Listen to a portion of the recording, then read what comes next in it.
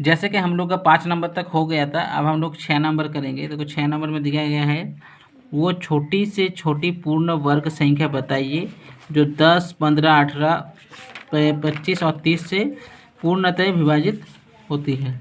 तो देखो इस मैथ्स को बनाने के लिए बहुत ही, ये हम लोग वर्गमूल का मैथ्स बना रहे हैं। वर्गमूल का मैथ्स से ही हम लोग का ये 6 नंबर से, ये अभ्यास से हम लोग बना रहे हैं। ठीक है, तो चलो स्टार्ट कर रहे हैं फिर से।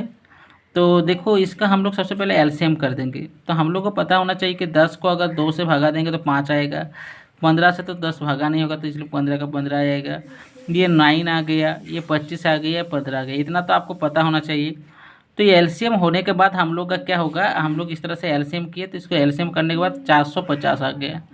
450 को अगर देखो हम लोग का ऑप्शन अब देखना पड़ेगा, क्या ऑप्शन में मेरा यहाँ पे 450 आंसर है? नहीं है।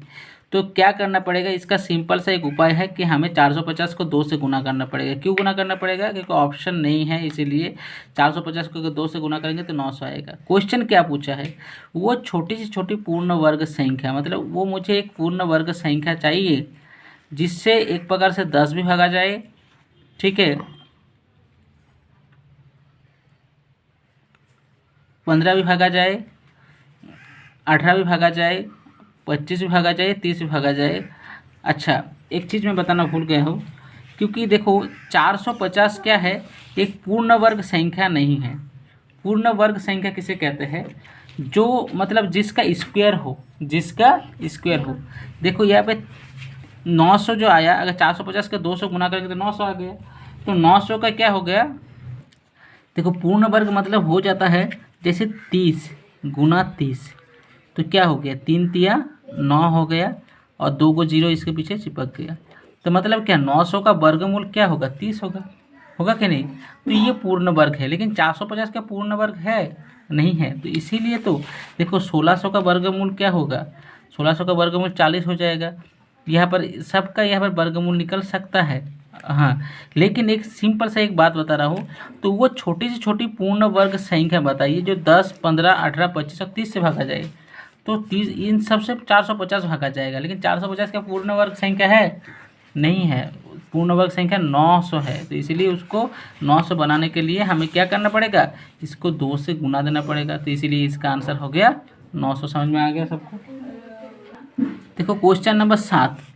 क्वेश्चन नंबर 7 में क्या है, रूट अंडर क्या है, रूट अंडर 2/5 का दशमलव में का मान 3 अंकों तक होगा। तो 3 अंक मतलब क्या होता है, पॉइंट के बाद 3 अंक। ठीक है, तो आप ये सब मैथ्स हम एक बात बोलेंगे कि आप ज़्यादा से ज़्यादा हो सको तो याद करके रखो ये सब मैथ्स को, मतलब 1-2 पॉइंट इस तरह का पॉइंट का आंसर निकालते वक्त एग्जाम में काफ़ी वक्त लग जाता है। इससे अच्छा है कि कुछ मैथ्स को थोड़ा, जैसे रूट अंडर 2 का मान कितना होता है, रूट अंडर 3 का मान कितना होता है, रूट अंडर 5 का मान कितना होता है, रूट अंडर 7 का मान कितना होता है, ये सब हम लोग को होटो में रखना चाहिए खुद से पता करके। चलो देखते हैं इसको कैसे बनाया जाता है। देखो रूट अंडर 2/5 को इसको हम लोग रूट अंडर 2 रूट अंडर 5 लिख सकते हैं। अब हम लोग जानते हैं हर का परिमयीकरण अगर हम लोग करते हैं तो ये जो रूट अंडर 5/√5 मतलब एक्चुअली में क्या है, 1 है। और कोई भी संख्या को 1 से गुना देने से कुछ चेंज नहीं होता, लेकिन हम लोग ये रूट अंडर 5 या रूट अंडर 5 से गुना दिए ताकि नीचे वाला जो 5 है वो नॉर्मल 5 हो जाए, एक रूट वाला 5 ना रहे। तो हम लोग क्या किए, रूट अंडर ये जो 5 है इससे भी ऊपर से नीचे से गुना दे दिए। तो क्या होता है, रूट जब गुना हो जाता है तो 5 2 जा 10 हो जाता है। कितना हो जाता है, 5 2 जा 10। तो रूट अंडर 10, लेकिन 5 मिल गया तो 5 हो गया। अब रूट अंडर 10 का मान होता है 3.16 3.16/5। तो जब इसको हम लोग भागा करते हैं तो 0.632 आता है। बस इतना सही तो है मैथ्स। देखो 5 अंकों की बड़ी से बड़ी संख्या जो पूर्ण वर्ग निम्न में से है। 5 अंकों की बड़ी से बड़ी संख्या, 5 अंकों की बड़ी से बड़ी संख्या जो पूर्ण वर्ग निम्न में से है। पूर्ण वर्ग मतलब क्या, जो वर्गमूल निकल सके। तो देखो ये जो क्वेश्चन है, तो हम लोग क्या करेंगे, 5 अंकों के बड़ी से बड़ी संख्या हम लोग सबसे पहले निकाल लेंगे। तो 5 अंकों के बड़ी से बड़ी संख्या कितना, 5 × 9 होता है। तो बस इसको हम लोग वर्गमूल बनाए तो हम लोग को पता होना 3 3 जा 9। अब जो 3 हम लोग लिखे 3 सेम 3 इधर आ जाएगा, 3 3 6 हो जाएगा, ये 1 हो गया। फिर क्या 9 का जोड़ा जो उतर गया तो हम लोग एक बार ही चला पाएंगे, तो ये 61 हो गया। फिर इसको हम लोग डिवाइडेड किए, सॉरी घटा के 38 आया तो 99 आ गया। तो 6 to 6 से गुना कर दिए, तो गुना करने के बाद हम लोग के एक्चुअली में 143 बचा। 143 बचने के बाद हम लोग क्या करेंगे, एक्चुअली ये तो पूर्ण वर्ग नहीं है, तो अगर 143 जब घटा देंगे तो 99856 क्या होगा, इसका अगर हम लोग अगर वर्गमूल बनाएंगे तो ये एक पूर्ण वर्ग होगा जिसका वर्गमूल क्या होगा, 316 होगा। इसका वर्गमूल कितना होगा, 316। अर्थात 316 को 316 से गुना करेंगे तो हम लोग का 199,856 होगा। ठीक है, तो इतना आप लोग को समझ में आ गया कि क्या है। तो ये हो गया मेरा आंसर, ये 2 नंबर है ना, हाँ। तो इस तरह से हो गया हम लोग का 2 नंबर आंसर। अब हम लोग का हो जाएगा क्वेश्चन नंबर 9। वो छोटी से छोटी संख्या जिसे 275 गुना करने पर एक पूर्ण वर्ग होगी। मतलब वो छोटी से छोटी संख्या जिसे 275 से गुना करने पर एक पूर्ण वर्ग होगी। तो इस मैथ को कैसे बनाया गया, देखो हम लोग को सबसे पहले पता होना चाहिए कि 275 का हम लोग क्या करेंगे, 275 से क्या गुना करेंगे कि इसका एक पूर्ण वर्ग बन जाए।